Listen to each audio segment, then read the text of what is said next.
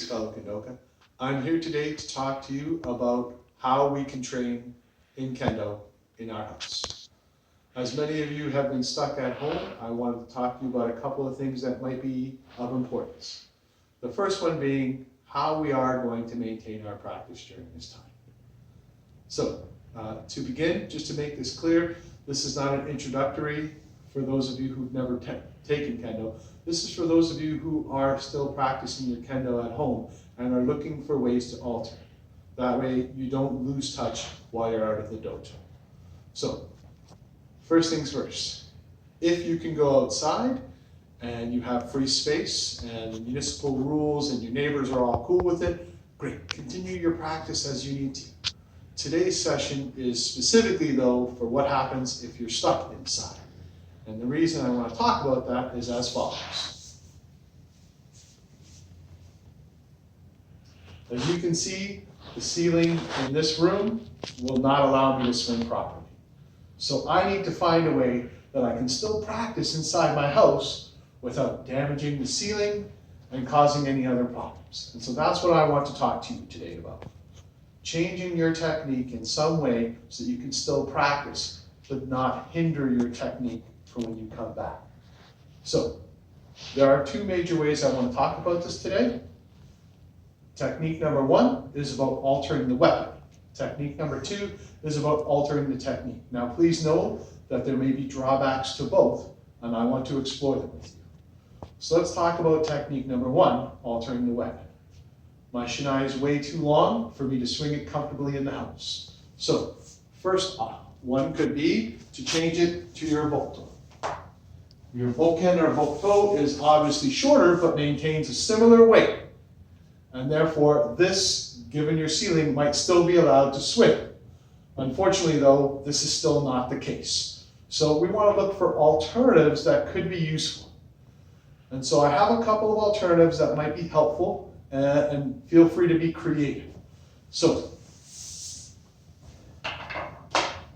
number one could be some sort of stick or alternative that you have in your house. Maybe, since I'm in Canada, could be a hockey stick. I have a lacrosse stick right here. It is well heavy, but also much shorter. This one happens to be particularly an oval grip, which is perfect for me. It's just like my boto. As you can see, this one is comfortable in order for me to swing in the household, or maybe just a cane or other weapon, maybe a hockey stick. And you take that hockey stick and you cut it down so it's able. But there are lots of things that we could use and we could modify. Now, another one could just be your Shoto, right? And the reason I suggest that is because with two hands, I get a similar feeling to what I need, and I can strike without worrying. Now, in all of these cases, there may be one last additional thing that you may be concerned with. The weight. The weight of this is very different. Even if I cut a hockey stick down to this weight, I can maintain it, but it doesn't keep the same weight. Now, in the case of that lacrosse stick, it would keep that same because it's a heavier one. But I have an alternative that could also help. You still keep your Shoto or shorter one, but this time what you could do is take a cloth. Take that cloth, wet it, then use tenouchi to wring it out. That'll give you extra weight. Now, just take a shoelace or maybe even some tape, put it on, adhesive to there, and now you can still maintain the strike and the weight is now back to where it's supposed to be.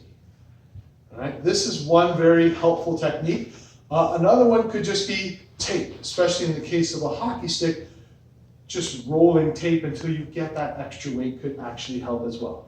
But this is another modification, and feel free to be creative. There are actual kits out there that can help you. There's one that has the same length as a Shinai, but on the other end, there is a larger part. It's short, but it maintains that weight for you.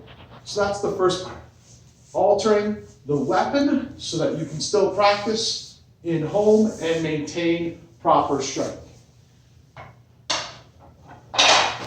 Now we want to move on to the second part, which is altering the technique. Now, the problem with altering the technique is just that you're changing the technique in some way in order to still maintain the strength. So the first one I want to talk about is from Sankyo. You simply assume Sankyo and continue your strike. And this will allow you to still do your normal suburi practice in your household. Now, some drawbacks. One, there's no connection with my lower body as there's no movement. One way to do that is to maybe adding hops as you're going through depending on your knees. The other is it takes focus in order to maintain your posture. So keep that in mind. This is actually not a bad way to make sure that you're practicing, but it takes a lot of focus, right? Another modification could be, instead of doing regular men, doing sayu men and going off on the angle. So, I draw up and I strike to the side. The forward strike is still the same, but I'm on the angle cutting from here to here. And then I draw back out and on the other side. And I can maintain this without actually, hopefully, hitting the ceiling.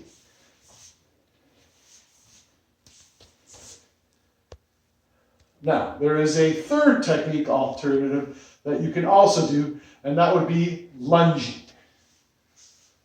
All right, and in this case, it can develop the lower strength, but it takes away the connection between the footwork.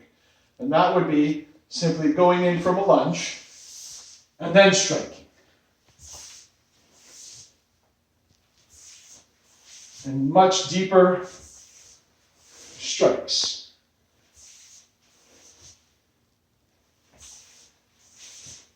And you could change up the footwork, or you could maintain it on the same side each time.